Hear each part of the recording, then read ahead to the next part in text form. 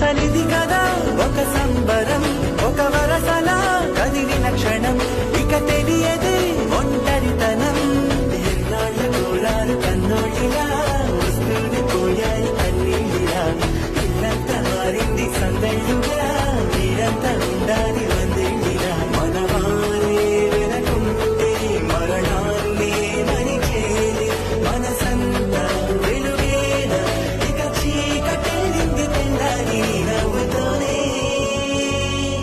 10 మంది ఉండగా ప్రతిరోజు పండగే, పడి నవ్వుతుండగా ప్రతిరోజు పండగే.